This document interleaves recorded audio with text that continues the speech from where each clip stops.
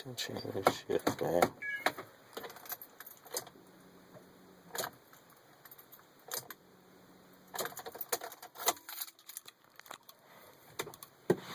Alright, I have remote start. Look what it does when I try to remote start it.